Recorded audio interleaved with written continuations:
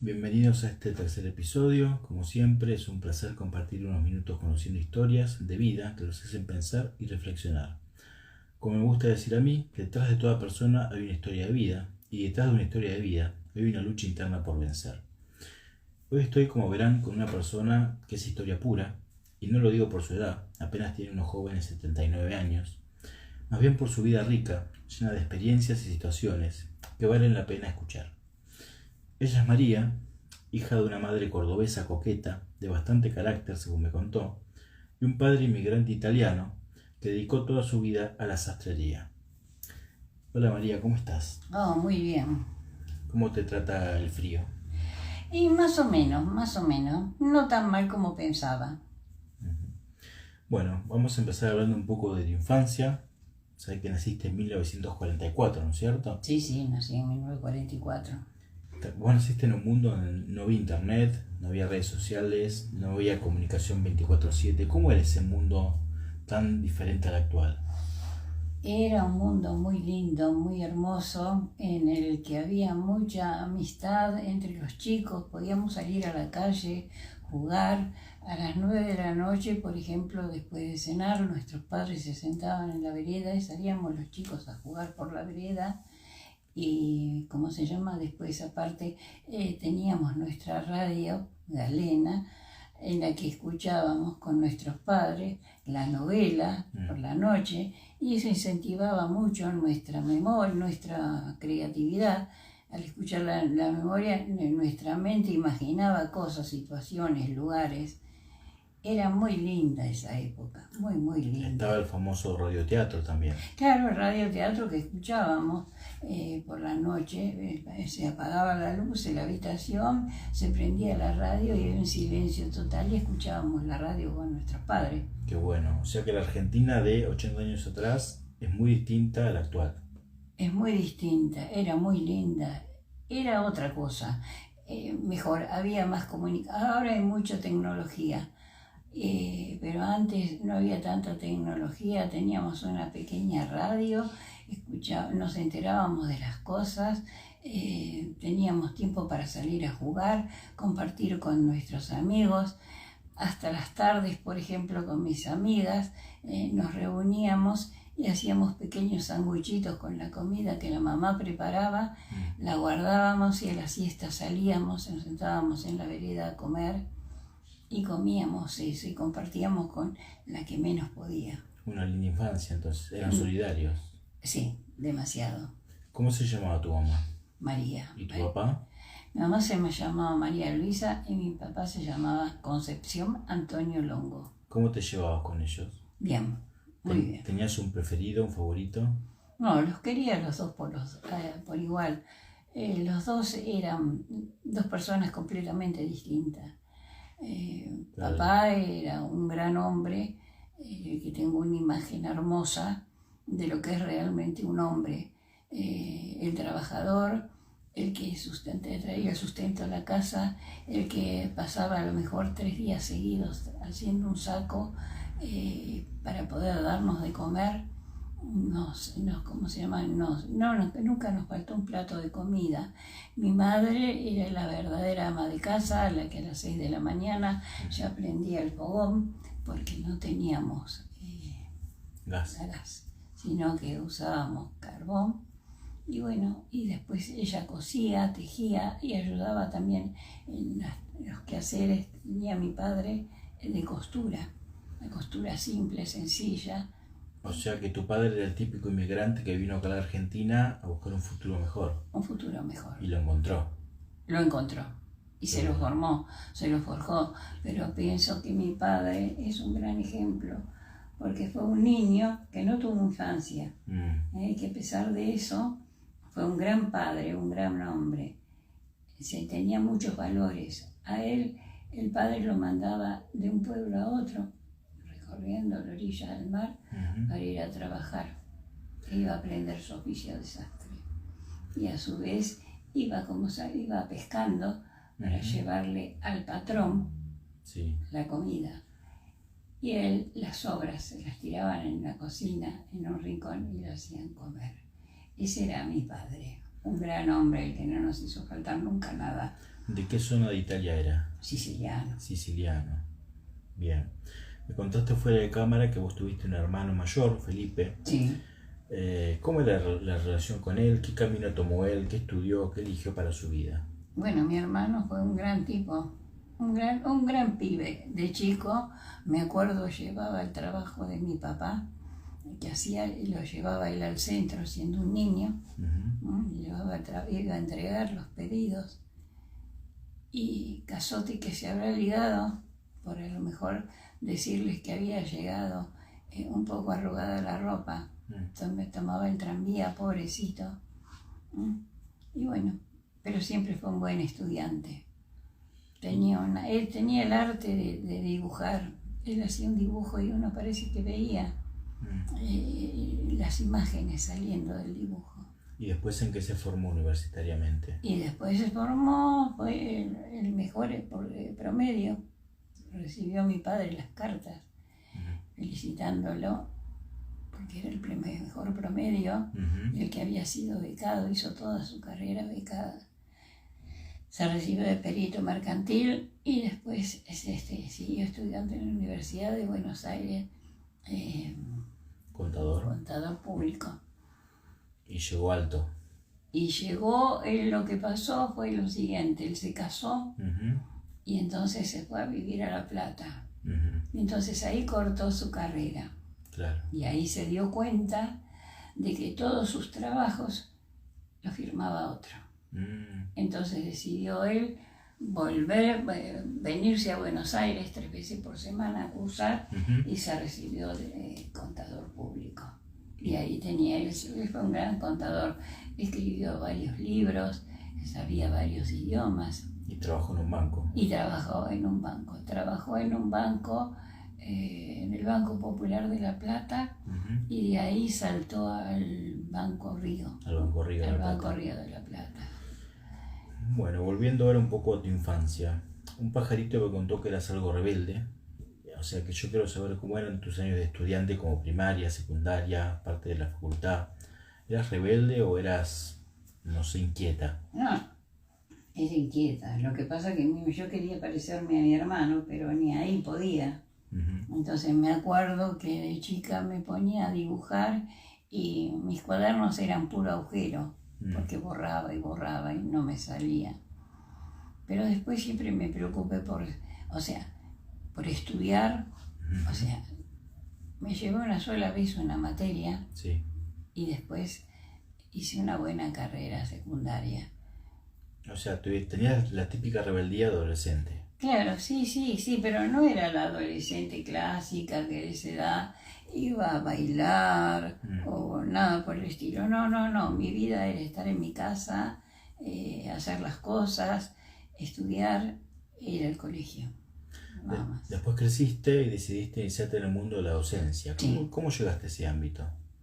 Bueno, sin quererlo. Sin quererlo. Nunca pensé que iba a ser docente. Lo que pasa es que como mis papás eran analfabetos, mi sueño era poder llegar a ser maestra. Para ayudarlos. Para ayudarlos y enseñarles, pero la cosa fue distinta. Ellos me enseñaron a mí, porque eran autodidactas. Mi papá era un hombre que leía mucho, sabía mucho, y era una persona que era superior a cualquiera. Esos fueron los que nos enseñaron nuestros padres, a ser autodidactas. ¿Y vos tomaste el valor de ser autodidacta en la vida? Sí. Y de aprender cada vez más y de superarme cada vez más. Una vez que te recibiste, que seguramente fue una carrera larga, ¿a qué edad empezaste formalmente a estar frente a un aula? Y habría empezado a los 20 años más o menos, porque joven. Yo ya me había casado. Claro, entonces ahí después, por las necesidades, tuve que, que salir a trabajar. O sea, tenía una escuela a 3 casas de mi casa. Y ahí me llamaban ellos, yo era la famosa maestra volante, que estaba los 2 turnos, podía cubrir, y cualquier grado. Así que me tenían del comodín de la escuela. Hablando de grado, ¿en qué grado empezaste? En 7º. 7º grado. ¿Y tenías algún grado preferido cuando fuiste evolucionando en tu carrera? Sí, después me gustaban los grados pequeños. Primer grado. Primer grado y tercero, que era el primer comienzo del ciclo y el fin del ciclo. O sea, los extremos. Claro, o sea, el chico empezaba sin saber nada y cuando terminaba tercer grado sabía leer, escribir, sabía multiplicar, dividir y hacer problemas. Y se volvían seres pensantes porque eran capaces de escribir sus pequeños libros. ¿Y suele ser difícil la transición entre el jardín de infantes y la primaria, al primer grado? No. ¿No? ¿Se acostumbran? Se acostumbran, sí. Sí, yo pienso que más que nada que se acostumbran es por los chicos por el aspecto que tienen del maestro. Fundamental, ¿no? Es fundamental, es que el maestro se tome el tiempo de que si se siente mal, lo alce a UPA, que lo acaricie, que si tiene un problema de la casa, que sea capaz de comentarlo y de hacérselo ver de una mejor manera. Y que el chico no le tenga miedo al maestro, sino que el maestro es uno más dentro del núcleo. Que sienta confianza y contención. Sí. Bueno, viste que siempre se dice que los docentes son bastante combativos, luchadores, un gremio general muy fuerte. ¿Vos tuviste que luchar por reclamos salariales, estructurales, mejor calidad educativa? Sí. ¿Tuviste luchas? Sí. ¿Y a qué se debió? Y luché mucho. Primero y principal, luchaba por mis derechos. Y segundo, porque yo era sostén de familia. Yo tenía 2 hijos a los que tenía que mantener, un padre con el que tenía que ayudar también, y entonces yo necesitaba tener un sueldo. Yo no podía ser la carga para mi padre, ni tampoco una carga para mis hijos porque eran chicos. Claro. Entonces, bueno, la lucha era de lograr cada vez, por ejemplo, un mejor sueldo, conseguir otro trabajo más. Yo normalmente trabajaba 2 turnos. Sí. Y bueno, y los veranos trabajaba las vacaciones de verano. En la mentalidad colectiva, en el inconsciente colectivo, se habla mucho de los 90, la carpa blanca docente. Sí. ¿Vos la conociste? ¿Formaste parte? ¿Participaste? No, yo no formé parte de ella. Pero apoyabas el reclamo. Apoyaba a todos los que estaban luchando. ¿Y se logró algo con ese reclamo? Sí. Bien. Sí, hubo muchos logros. El maestro consiguió muchos logros y muchas cosas gracias al sacrificio que hizo. Yo me acuerdo de la huelga grande que tuvimos entre los 90 días. Larga. Era 90 días que yo no fui a trabajar, pero no estaba en mi casa. Yo andaba por las plazas, yo andaba luchando, haciendo fuerza con mis compañeros que estaban en la lucha. Iba al centro también. Iba al centro. Hay una frase que dice que el maestro que lucha también está educando. ¿Vos coincidís con eso? Sí. Que el maestro, mostrando su ejemplo de defenderse, valorar sus derechos, también está enseñándole al alumno que tiene que defenderse y valorarse. Y porque el chico aprende así, de esa manera. Es una transmisión. Claro, el chico aprende. ¿Cómo? Señorita, fuiste, hiciste, estás haciendo la huelga así, ¿por qué? Y bueno, entonces le explica y el chico comprende. Comprende. Y aparte es un agente multiplicador, yo considero, porque el chico, ¿qué pasa? Va a la casa y comenta con sus padres. Claro, lo que escuchó, lo que vio. Claro. Lo que vio y cómo es la cosa. Es una cadena. Sí. Bueno, viste que en la docencia hay muchos mitos. Uno de los grandes mitos, que también muchos chicos tienen la fantasía, es la sala de maestros. ¿Qué pasa en la sala de maestros? ¿Se habla? ¿Hay chusmerío? ¿Cómo es la relación con los docentes fuera del aula cuando están solos en la sala de maestros? Bueno, hay grupos de maestros y maestros. Está el grupo de maestros que todo le viene mal, que le viene mal el compañero, que le viene mal el alumno, que están todo en desacuerdo. Claro. O sea, lo que hacen ellos es lo mejor. Entonces, yo por ejemplo, en las reuniones así que teníamos, o sea, en la hora del café, yo cuando había un problema que se hablaba mal de una criatura o de un compañero mismo, yo me levantaba, tomaba mi taza y me iba. Yo no compartía eso. Por eso siempre me tenían cierta tirria. Pero evitaba los conflictos. Claro, yo no quería el conflicto. No quería. Aparte, como yo le decía, si tienen que hablar de alguien, tienen que hablar mal, esté para defenderse. Cara a cara, claro. No eso de hablar así o burlarse. Entonces no es tan mito que en la sala de maestros pasan cosas. No, no es un mito. Pasan cosas. Claro, pasan cosas. Contame un poco de alguna experiencia tuya que te haya marcado o impactado mucho. Por ejemplo, un alumno problemático, alguna situación que te haya disgustado, incluso angustiado. O algún caso de un alumno que vos digas, no le va bien, no lo puedo ayudar, y de golpe te sorprendió y le fue bien. O alguien que le iba muy bien y de golpe le fue muy mal. Algo que te haya impactado, sorprendido a lo largo de tantos años de docencia. Hay algo que me dio mucho dolor, mucha angustia, y tuve una impotencia terrible. Sí. Yo tenía una nena, una alumna, que venía de los barrios marginales. ¿No es así? Y la nena siempre me contaba cosas, o sea, de su vida, de cómo era su vida, que no era nada agradable. Pero bueno, yo tenía la obligación de escucharla, claro, y la obligación de aconsejarla. Y a mí me resulta ser de que esta chica, esta nenita, tenía 9 años. Y ella tenía su documentación. Yo siempre tuve un armario en la escuela al que nunca le puse llave. Lo que había en mi armario lo podía tocar cualquiera podía buscar lo que necesitaba, nunca tuve llave. Claro. Bueno, yo tuve una compañera anterior, del grado anterior, segundo grado, y la señora entraba y me revisaba el armario. Y bueno, yo le pedí a ella, por favor, la documentación de esta nena, que me la venían pidiendo. Claro. Yo la documentación no la tengo, porque ella siempre pone excusas, o me entrega cualquier documentación falsa, hasta que la cuestión que un día me vienen y me quieren hacer un sumario porque dice que yo no me ocupaba de la criatura. Entonces yo dije que no, que era mentira, que yo me ocupaba de la criatura, que la maestra anterior no me quería dar la documentación. Sí. Por lo tanto, yo no la tenía. Lo que tenía era lo que yo les podía mostrar ahí. Bueno, resulta ser que me vengo a enterar de que a la nena, el supuesto padre, la había violado. Es un caso grave. Y había quedado encinta. Claro.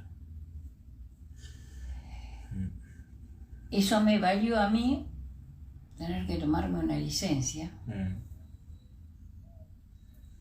Te imagino que son casos muy severos, ¿no? Claro, no, tomarme una licencia porque, claro, yo no tenía la culpa, yo no tenía nada que ver en eso. No, de hecho los docentes en general detectan casos de abuso, de maltrato familiar. Claro, bueno, pero esto no, esto estaba todo muy, muy bien escondido. Claro. Bueno, la cuestión es que yo me voy de licencia y me entero de que a la nena, la señora directora, la llevaba a cada lugar que tenían que ir los chicos, la llevaba con un guardapolvo pequeño mostrando su vientre, mostrando a la desgraciada. Claro. Pobre niña. Una falta de respeto. Una falta de respeto total. Bueno, esas son las cosas que hacen las grandes señoras que llegan a la cúspide. A la dirección, claro. O sea que en la docencia también hay guerra de egos y hay un poco de mugre también. Mucha mugre, demasiada mugre. Entonces, bueno, eso fue después, yo no la vi más a la nena, porque bueno, me tocó una licencia larga. Un castigo. Pero claro, si yo estaba, no iba a permitir que se cometieran las injusticias que se cometían con la criatura. Seguramente. Y bueno, pero bueno, había que tapar la mugre. Eso me marcó terriblemente. Y después el caso de otra nena que tenía la mamá que era media retrasada, pobrecita. Un problema mental. Sí. Y tenía 2 nenes. Sí. Y la mujer se sacrificaba, le costaba caminar, pero todos los días traía a sus hijos a la escuela y qué sé yo.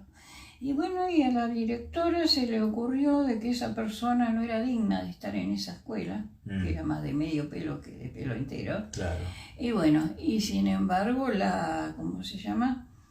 Me quiso exigir a mí que la hiciera, repetir. Claro. O eso hoy día sería un acto de discriminación. Claro, pero yo dije, no, porque ella dentro de sus posibilidades, dentro de su capacidad, la criatura todos los días progresaba. Claro. Y la madre se ocupaba de que la criatura estudiara y que hiciera las cosas. Y bueno, y al final, sí, ella pasó de grado, pero la borraron de la matrícula. Claro.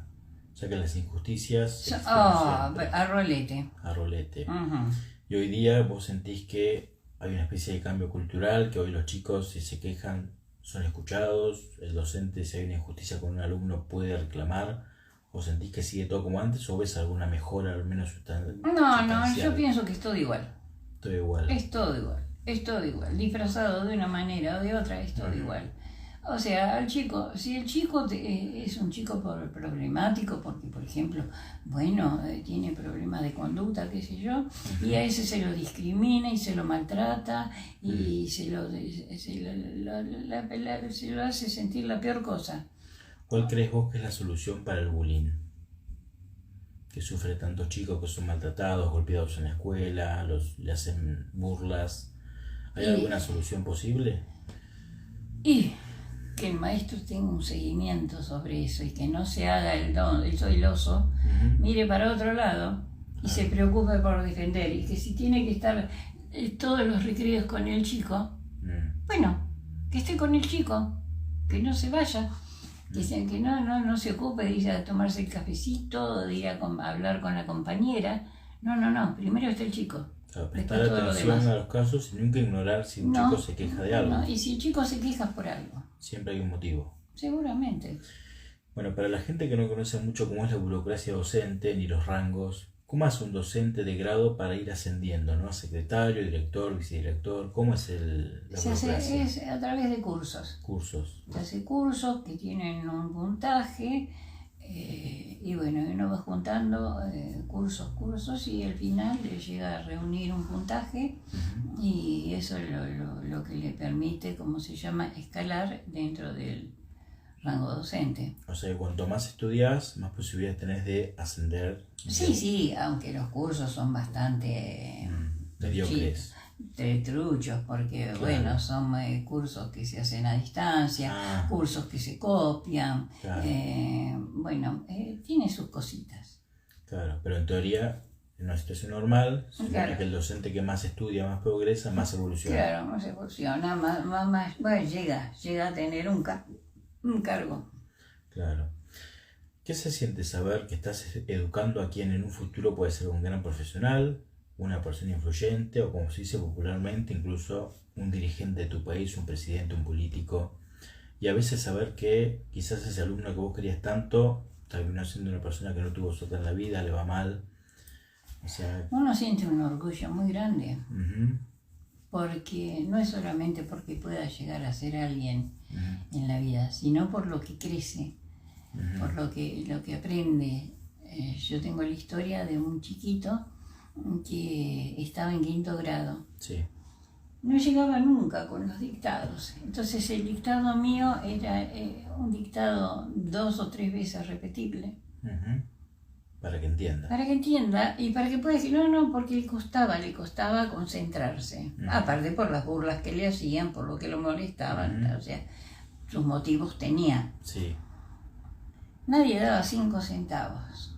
Claro. Bueno, la cuestión terminó 5º grado, se fue a 6º, a 7º, y terminó siendo el mejor alumno de la escuela técnica. Qué bárbaro. El tontito. O sea que el docente, si está atento y le pone voluntad, siempre puede hacer que un estudiante cambie de mentalidad, progrese y le vaya bien. Claro. En cambio, si el alumno se siente solo, empeora todo. Y sí, porque el chico está muy solo en la escuela, está muy solo. La escuela es un campo de batalla. Más en la primaria, que era tu área. Claro, pero es un campo de batalla donde hay que sobrellevar los días. Claro. Hubo un gran pedagogo, Paulo Freire, que una vez dijo una frase que fue así: el estudio no se mide por el número de páginas leídas en una noche, ni por la cantidad de libros leídos en un semestre. Estudiar no es un acto de consumir ideas, sino de crearlas y recrearlas. En definitiva, para vos, ¿qué es estudiar? ¿Coincidís con Freire? Porque viste que a los chicos hoy día les decís estudiar y y creen que es aburrido, tedioso, pesado. ¿Qué es estudiar para vos?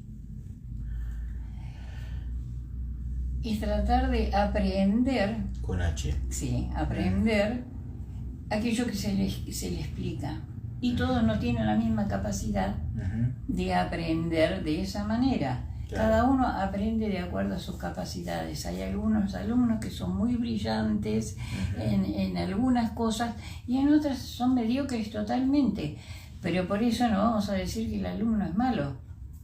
Claro, ¿no? Tenemos que enseñarle. Y bueno, en aquello que no hay que apretar en la parte en que el chico es capaz de hacer las cosas bien. Y en lo que no le sale tan bien, bueno, por eso no discriminarlo. Bueno, Freire dice mucho que usar la imaginación, el crear, recrear. Claro. ¿Vos creés que la imaginación ayuda mucho también a que el chico internalice algo que le cuesta? Sí. El juego también. Totalmente. Yo tengo la experiencia de mis niños de primer grado, que siendo tan chiquitos, yo leíamos muchos cuentos. Era yo muy de sentarme en el piso con ellos ponerse panza abajo en el piso, y el aula estaba perfecto porque yo la limpiaba antes de que ellos pudieran ensuciarse el guardapolvo. Sí. Bueno, y yo les contaba cuentos. Y en base a eso salió un día la idea de decir algo, Sí. y que empezaran ellos a hacer sus libritos de cuentos. Libritos de cuentos hermosos hicieron. Libritos de cuentos en los que había una creatividad terrible porque eran páginas de colores, con diferente escritura, con letra de imprenta, con letra cursiva, con dibujos hechos por ellos. O sea, vos dejabas que fluya la imaginación. Claro, o sea, el trabajo era, bueno, hacemos un cuento, la palabra es tal. ¿Qué surge de eso? Y de eso se tiraban ideas. Después el otro día venían y traían su trabajo, o por ahí a la semana. Claro, pero lo hacían. Pero lo hacían. Claro. Y cuando vos salías a la calle fuera de la escuela, tus exalumnos te reconocían, te decían algo. ¿Cómo te recuerdan en general los exalumnos? Bueno, ahora no sé, no me ven porque yo no salgo más. Hace mucho no salís, Hace claro. mucho que no salgo a la calle. Pero si no, era que me seguían mis chicos. Me seguían, iban conmigo, iba a hacer los mandados, venían conmigo, me acompañaban. Sí. A mi hijo mayor le daba mucha bronca porque decía que yo era la madre de él. Claro, se generan celos. Claro, les generan celos, pero los chicos... Después tenía, por ejemplo, chicos que me llamaban por teléfono el fin de semana para comprar, porque me extrañaban. Claro. O sea, y los ejemplos, las cosas lindas, lo que recibí de los chicos y las mamás. Claro. Mamás que me ayudaron a mí, yo estaba pasando un momento muy difícil de mi vida, y entonces, por supuesto, cuando vos estás mal, te ayudan. Todo el mundo, no, te hacen leña, te tiran y te queman. Sí, claro. Entonces la directora no tuvo mejor idea que mandarme a preparar el discurso, todo el acto de fin de año. De fin de año de 1200 personas que había que ubicarlas. Sí. Bueno, todo. Tenía que hacer todo lo que se iba a hacer el programa. Bueno. Y las madres un día vinieron y me dijeron: no te hagas problema, María. ¿Qué problema te haces? Los chicos van a hacer la obra. Sí. Vos olvídate. Vos escribí el discurso. Si querés escribir, te ayudamos nosotras. Pero vos vas a tener el mejor acto de tu vida. Y en realidad fue el mejor acto de mi vida. Porque cada uno de mis alumnos los disfrazaron las madres como yo los veía. Frutillitas, monitos, todo. Hicieron la gran...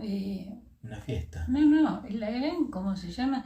El gran... acto. Casa de juguetes. Ah, bárbaro. Era la casa de juguetes. Claro. Volviendo al tema de los celos, por ejemplo, viste que en la psicología se dice que el docente muchas veces, al estar tanto tiempo con el alumno, en cierta parte reemplaza a los padres. Sí. El docente juega el rol de padre, de madre, de abuelo, de abuela. Y a veces el chico internaliza eso y piensa que, claro, el docente es la mamá, es el abuelo. Entonces es normal los celos. Pero vos sentís que había chicos que estaban muy solos, más allá de tener muchas familias que se sentían muy solos. Sí, la ¿Y mayoría. cómo tratabas con esos casos? Le daba el lugar que tenían que tener. Me iba con ellos al parque, cuando iban al parque a jugar, y me hacía un lugarcito, me sentaba con ellos, y bueno, y les hablaba, y hablábamos de los problemas que tenían, y los abrazaba, y los besaba, cosa que se veía muy mal, porque el maestro que abraza al alumno es un degenerado. No. Era afecto. Dar afecto es otra cosa completamente distinta. Claro. Por eso estoy tan en contra de lo que es la educación en ese aspecto, ¿no? ¿En qué año te jubilaste? Ay, no me acuerdo. ¿2007 puede ser? Sí, puede ser. Más o menos, 2007. Sí.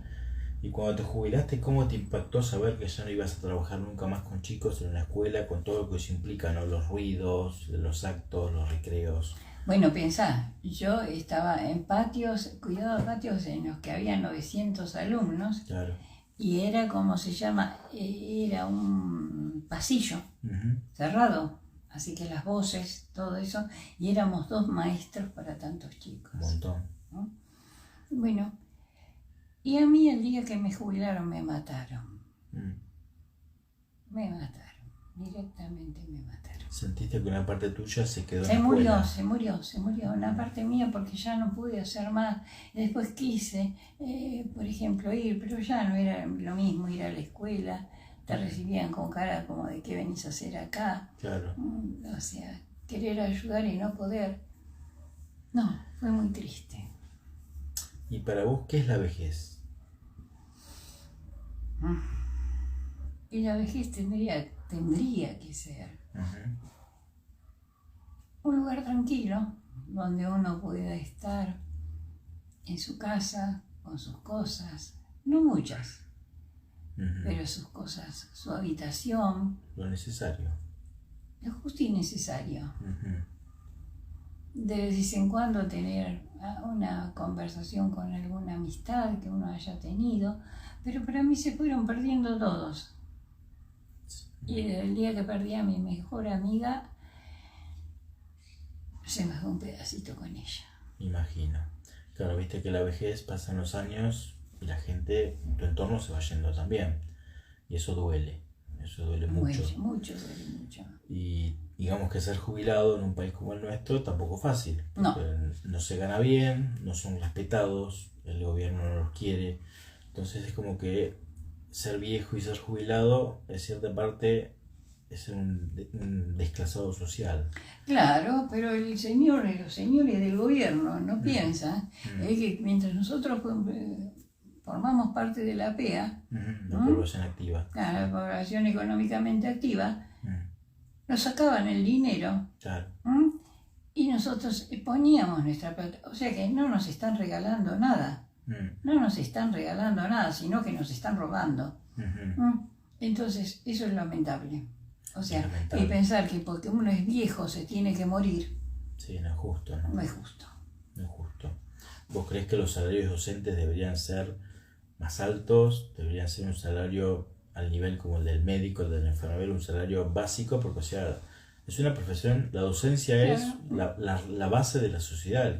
Bueno, pero ellos te dicen que la docencia es ser, como se llama, es un sacerdocio. Claro. Pero el sacerdocio, yo les decía, lo hago cuando tengo que darles de comer a mis hijos y que les digo, hijos míos, es un sacerdocio, ustedes coman aire. Claro, el amor al arte no se puede. El amor al arte no se puede. No están bien pagos los docentes. No están bien pagos. Nunca estuvieron bien pagos. Pero como el docente puede hacer tantas cosas. Claro, se las puede rebuscar y además luchar. Claro, lucha, se las rebusca. Vos sabés que a mí me gusta mucho la psicología, me apasiona. Y si bien esto no es un análisis, es más bien para conocerte un poco más allá de la docencia, de tu jubilación, de tu vida. Me gustaría saber un poco qué es para vos el sentido de la vida. ¿Qué es vivir para vos? El vivir es hacer tantas cosas, poder hacer tantas cosas. Tener el día completo de cosas, hacer cosas y ser útil, ser productivo, y poder hacer cosas para los demás, poder ver crecer a los demás, a los que tiene uno al lado, aprender a hacer el plato de comida mejor hecho para que la familia se sienta gratificada, el saber tejer, el saber coser, el saber tantas cosas, el saber pintar una casa. O sea, vivir es ser productivo. Claro, es ser productivo, es ser el ser productivo, no un ser que esté sentado mirando pasar la vida, no. Y hablando de vida, vamos al opuesto de la vida. ¿Le tenés miedo a la muerte? No, En caso de que creas en algo, ¿pensás que existe un más allá, que hay algo más, o todo se termina acá en la Tierra? todo se termina en la tierra. Todo se termina en la Tierra. ¿Qué le dirías a la María de la infancia?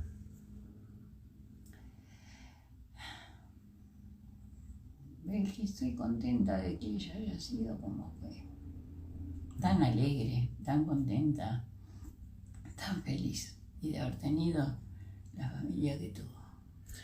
¿Y qué consejo le darías a las probablemente nuevas generaciones que nos están escuchando y fundamentalmente a los que quieren ser docentes hoy día? ¿Qué consejos les puedes dar? Y la docencia no es fácil, Uh-huh. que hay que tener mucho amor, mucha paciencia y no pensar que el docente se va a llenar de plata, sino que es un sacerdocio. Uh-huh. En cierta forma es un sacerdocio. Bien entendido, ¿no? Claro, ¿y qué le dirías a los estudiantes de docencia? O sea, que apliquen el sentido común, la imaginación, el juego, además de toda la teoría que se estudia, la práctica. Claro, no, que investiguen, que se fijen el grupo que les toca, que todo lo que se ve, Uh-huh. después queda todo perdido, porque uno tiene que aprender a ver, a visualizar las cosas, a ver con quién tiene que trabajar, cómo tiene que trabajarlo, de qué manera, que no todos son iguales, que todos tienen las mismas oportunidades. Eso, es que tiene, es dar oportunidad, la oportunidad de ser cada vez mejor. ¿Le tenés fe a las nuevas generaciones? No tanto, No tanto. no. ¿Vos crees que la gente que están haciendo ahora en los 2000 es muy distinta a la que nació en los 90, en los 80, en los Sí, 70? sí. ¿Tienen otros conceptos, otros valores? Sí, se les da, aparte que se les da una vida completamente distinta, una vida que no es la que corresponde, Uh-huh. no es la vida real. No es la vida real. ¿Vos crees que la virtualidad a veces afecta también a la juventud? Claro, afecta a la juventud. Los chicos están perdidos. Y además hay que sumarle el tema del laboral, que los padres trabajan muchas horas y a veces los chicos no tienen ningún referente No, que esté con ellos, y eso también es peligroso. pero siempre pasó eso. Siempre pasó. Siempre pasó que hubo gente muy humilde y sin embargo hubo padres que supieron criar a sus hijos.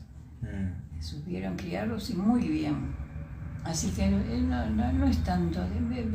Como dicen, de un mismo padre tiene 3 hijos y los 3 son diferentes. Cada uno nace y es como tiene que ser. Claro. Nada más. A veces no hace falta echarle la culpa a los padres como ahora dicen, los vagos que no trabajan. ¿De qué van a trabajar si no hay trabajo? Claro, no se ¿Por qué genera mienten? trabajo. ¿Por qué mienten? Un estado ausente no genera trabajo y se genera un montón de desigualdad. Como me han dicho, ¿qué querés? Maestro negro que no trabaja. Yo que vivo con una jubilación. Pero se fue 4 veces a Italia. Hay mucho egoísmo, ¿crees vos, Sí. en la sociedad en general? Y te estoy hablando de gente que no es de este país, o sea, que son extranjeros. Claro. Y sin embargo se fueron. Y mi padre, que era un extranjero que vino acá, bueno, él no pudo ir nunca a Italia. Y sin embargo le pagó a la hermana 2 viajes para que fuera. Y él no fue a ver a su madre. Mira vos. Entonces te das cuenta que la gente no es toda igual y que los hombres y las mujeres no son todas iguales. Hay mucho egoísmo, mucho Sí. prepotencia. Vamos a hacer un juego. Si tendrías que definir con una palabra lo que te voy a decir ahora, por ejemplo, escuela, ¿qué se te viene a la mente inmediatamente? Amor. Argentina. Tristeza. Padres. No más. Hijos.